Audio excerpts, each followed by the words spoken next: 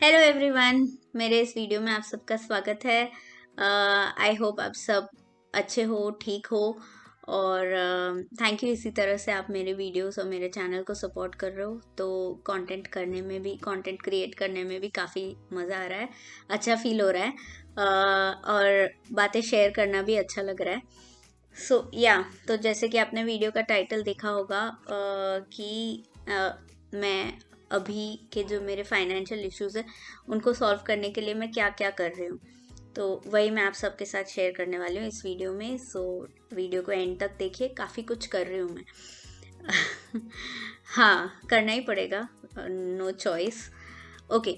सो मैं इस financial crisis वाली सिचुएशन में पहुंची कैसे, तो उसके बारे में कोई और वीडियो बना के मैं आपको बताऊंगी। इट्स अ लॉन्ग प्रोसेस, काफ़ी टाइम से ये सब चल रहा था जिसकी वजह से मैं इस सिचुएशन में अभी हूँ। बट फ़िलहाल के लिए मैं ये बताऊंगी कि जो करंट सिचुएशन मेरी है उससे बाहर निकलने के लिए मैं क्या क्या कर रही हूँ, क्या उपाय कर रही हूँ कि जल्द से जल्द मैं ये वाली सिचुएशन, जो फाइनेंशियल क्राइसिस वाली सिचुएशन है, उससे बाहर निकल जाऊँ। तो या आप देख रहे हो कि मैं काफ़ी पॉजिटिव साउंड कर रही हूँ और मैं एक्चुअली पॉजिटिव हूँ कि ये जो सिचुएशन वो ज़्यादा टाइम तक रहने नहीं वाली, it is not going to last long. और अगर आप मुझसे रिलेट कर सकते हैं, मेरी इस बातों से कनेक्ट कर सकते हैं, तो मुझे बहुत अच्छा लगेगा कि मेरे इस वीडियो से अगर किसी और को भी हेल्प हो।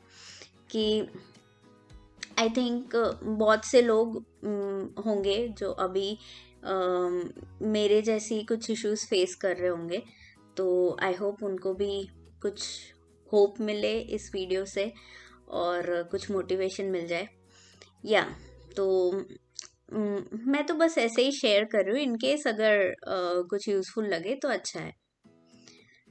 अब भी मैं किस तरह के इश्यूज फेस कर रही हूँ, पहले मैं आपके साथ वो शेयर करूँगी। बेसिकली मुझे एक होम लोन के लिए हर मंथ कुछ पैसे देना होता है, विच इज़ अराउंड 20,000 रुपीज़। तो मतलब मेरा ज़ीरो ही वहाँ से स्टार्ट होता है। अगर मुझे कुछ भी पैसे अर्न करने हैं कि जिसको मैं यूज़ कर सकती हूँ या अपने लिए खर्च कर सकती हूँ या मेरे बच्चे के लिए खर्च कर सकती हूँ, तो मुझे 20,000 के बाद गिनना शुरू करना पड़ेगा, तब जाके मैं खर्चा कर सकती हूँ। तो 20,000 तो मुझे कहीं से भी मैनेज करने हैं जिससे मैं अपना होम लोन भर सकूँ, और उसके बाद अगर मुझे कोई भी एक्सपेंस करना है तो I have to earn more. पर मैंने जॉब छोड़ दी थी लास्ट ईयर, तो अभी बिना जॉब के मैं क्या कर रही हूँ अपने एक्सपेंसेस मैनेज करने के लिए, तो वो मैं आपके साथ शेयर करूँगी। It's not at all easy, बहुत हार्ड है, बहुत हार्ड है जॉब छोड़ने के बाद। और मतलब मेरा कोई ऐसा फैमिली में बिजनेस भी नहीं चल रहा कि भाई आ रहे हैं कहीं से पैसे। तो जो है मतलब मैं खुद कैसे भी अपने एक्सपेंसेस मैनेज करूँ, वही आपके साथ मैं शेयर करने वाली हूँ। तो अभी इस पे ज़्यादा नहीं बात करते, we'll make some other video. लेकिन अभी हम बात करेंगे मैं कर क्या रही हूँ। तो सबसे पहले तो मैं बहुत मेहनत कर रही हूँ इस सिचुएशन से बाहर निकलने के लिए, लेकिन डिटेल में बता रही हूँ कि मेहनत कर रही हूँ तो कहाँ कहाँ जो है मैं अपना टाइम दे रही हूँ। जो मैंने अपना एक वीडियो, लास्ट वीडियो मैंने बताया था कि मैं ब्राइट चैम्प्स में as a coding tutor, coding instructor काम कर रही हूँ।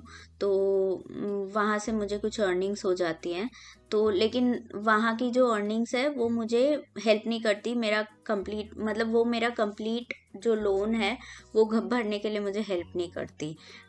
ये वाली जो भी जॉब है, आई होप फ्यूचर में उनके पास ज़्यादा स्टूडेंट्स आए। मैं टाइम देने को रेडी हूँ क्योंकि it's a work from home opportunity.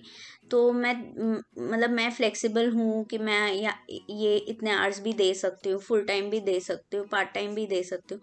लेकिन जैसे एक्सपेक्टेशंस है वैसा मतलब वहाँ पे से अर्निंग नहीं है, तो मैं कुछ पार्ट मेरे लोन अमाउंट का वहाँ से अर्न करती हूँ ब्राइट चैम्प्स से, which is around 12 to 13,000 rupees a month. कभी उससे कम भी हो सकता है, कभी ज़्यादा भी हो सकता है। So the pay is variable, depends कि आप कितने स्टूडेंट्स पढ़ा रहे हो उस मंथ में। फाइन, ये हो गया फर्स्ट। सेकंड जो मेरा इनकम सोर्स है वो है मेरा सैंडविच स्टॉल। मैं कहना भूल गई कि अगर ब्राइट जैम्स में किसी भी बच्चे को कोडिंग सीखना हो तो मैं लिंक डिस्क्रिप्शन बॉक्स में डालूंगी, तो आप उस लिंक से ब्राइट जैम्स का क्लास जो है वो डेमो क्लास बुक कर सकते हो। Moving ahead, sandwich stall. तो अभी सैंडविच स्टॉल मैंने ऐसा सोचा था कि सैंडविच स्टॉल स्टार्ट करूँगी तो मेरे ऑलमोस्ट मतलब फाइनेंशियल इश्यूज सॉल्व हो जाएंगे। अभी मैं ये नहीं एक्सपेक्ट कर सकती कि सैंडविच स्टॉल से जो है मैं बहुत अच्छा अर्न कर लूँ और बहुत बड़ा कुछ मैं क्रिएट कर लूँ बिजनेस अपॉर्चुनिटी। वो मुझे पता था, लेकिन मुझे एक अपना रूटीन जो भी एक्सपेंसेस है, मेरे घर के एक्सपेंसेस और जो भी लोन का जो मुझे कम पड़ रहे थे पैसे, उसके लिए मैंने ये सोच के कम इन्वेस्टमेंट में सैंडविच स्टॉल स्टार्ट किया मेरे घर के बाहर ही। लेकिन उसमें जैसा हमने एक्सपेक्ट किया था वैसा रिस्पांस नहीं है। हमें बहुत लोग अप्रिशिएट करते हैं कि आपके सैंडविचेस बहुत अच्छे हैं वगैरह, लेकिन जैसा मतलब जैसी अर्निंग्स होनी चाहिए पर डे जितने सैंडविचेस सेल होने चाहिए जिससे मुझे एक डिसेंट अमाउंट मिले, वैसा सिचुएशन अभी तक मैंने अचीव नहीं किया है। I am trying, let's see, उस पर भी हम डिटेल में बात करेंगे। तो डिस्क्रिप्शन बॉक्स में मैं अपना एड्रेस, सैंडविच स्टॉल का एड्रेस भी मैं डाल दूंगी। अगर आप सूरत में तो डू विजिट, आपको अच्छा लगेगा सैंडविचेस। हाँ, हम कुछ और भी एडिबल आइटम्स जो हैं वो कुछ स्टार्ट करेंगे, लेकिन नॉट नाउ, क्योंकि इतना करने में ही हमारी पूरी एनर्जी और जो भी मोटिवेशन है पूरा जो है वो ड्रेन हो जाता है। तो let's see, like in a month और 2 हम कुछ और भी वेराइटीज़ ऐड करेंगे। नेक्स्ट इज़ कि कुछ हॉस्टल के गर्ल्स के लिए हम लोग टिफ़िन सर्विसेज देते हैं।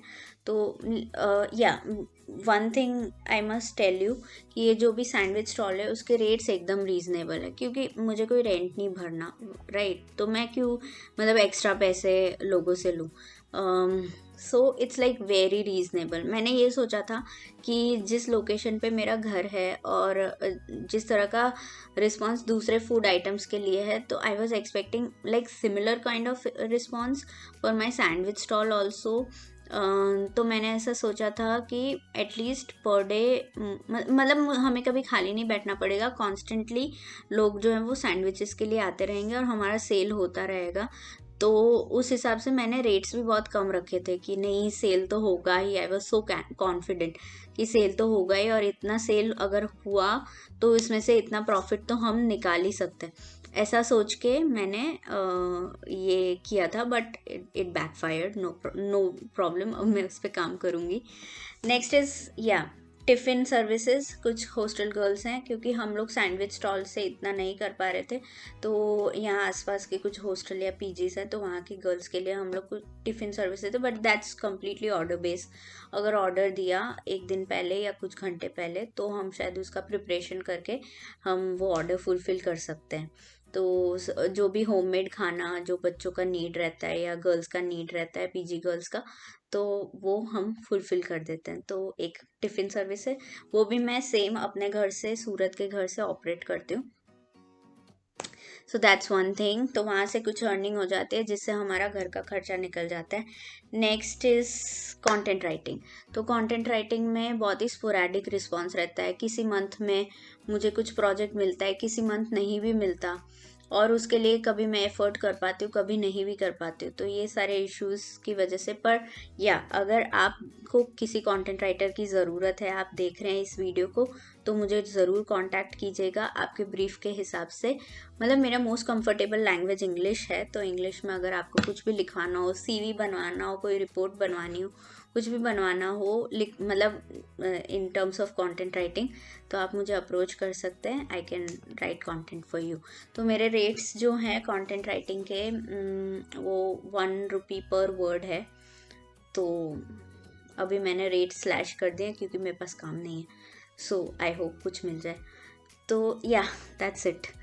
फिर और एक और बात, रीवर्क अगर रहेगा, ब्रीफ के हिसाब से कंटेंट लिखूंगी, लेकिन रीवर्क अगर रहेगा तो फिर I might charge extra rework के लिए, क्योंकि उसमें भी टाइम देना पड़ता है।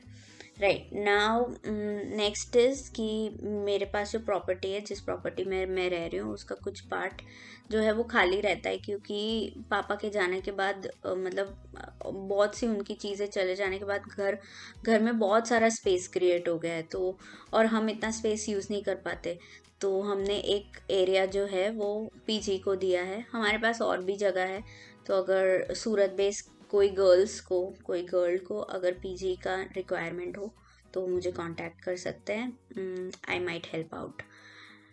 Okay, what else. तो ये सब करने के बाद भी जैसा मुझे मेरे मेरे फाइनेंसेस जैसे मैनेज होने चाहिए वैसे अभी भी नहीं हो पाए, मतलब I am still, the work is in progress.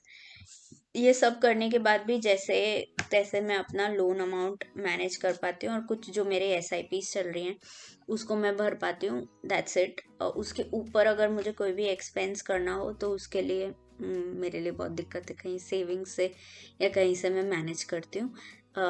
सो मेरी मम्मा है तो उनकी सेविंग्स से हम दोनों मैनेज करते हैं। तो वही है, वर्किंग हार्ड। तो मैं कुछ और जॉब्स भी देख रही हूँ, लेट्स सी। जॉब करने का टाइम तो नहीं है, लेकिन अगर कुछ पार्ट टाइम कुछ अपॉर्चुनिटी मिलता है और वर्क फ्रॉम होम मिलता है तो वेल एंड गुड।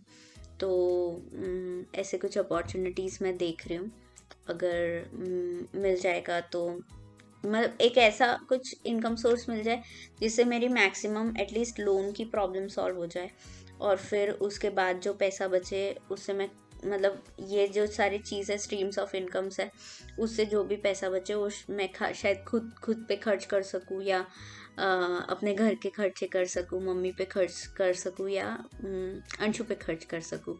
यही सोचा है। So let's see. इतने सारे उपाय मैं कर रही हूँ कि मतलब मैं इनकम सोर्सेज जो है वो जनरेट कर सकूँ। एंड ऑफ कोर्स यूट्यूब तो है, लेकिन यूट्यूब को ग्रो करने में टाइम लगेगा।